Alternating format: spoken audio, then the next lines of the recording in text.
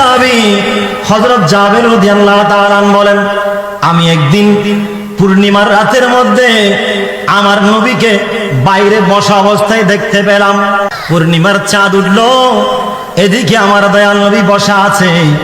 আমি জাবের দেখে দেখে ভাবতেছিলাম, আতাফাক্কারু ইলান নূরাইন, একবার আসমানের চাঁদের দিকে তাকায়, আর একবার জমিনের চাঁদের দিকে তাকায়।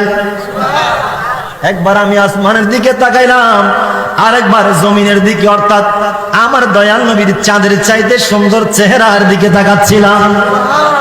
দুই দিকে দেখে দেখে আতাফাক্কারু ইলান নূরাইন, দুই নূরের দিকে তাকাচ্ছিলাম।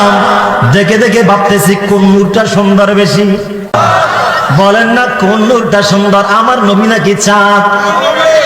এইবার জাবের রাদিয়াল্লাহু তাআলা বলেন, আমার নবীর চেহারার দিকে যখন তাকাই, চিন্তা করে মানুষ তো বারবার গায় আমরা সবচাইতে সুন্দর চাঁদকে মনে করি, কিন্তু চাঁদ যখন আমার নবীর সামনে যখন সেই চাঁদ পড়ে যায়, চাঁদ বলে আমার চেহারা তো আর দেখাইতে পারে না।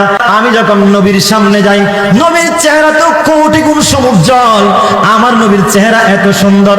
সবাই আমাকে সুন্দর বলে কেন আমি জানি না, আমার নূরটা, আমি চাঁদের আলোটা তো আমার নবী পাকের কাছ থেকে নেওয়া।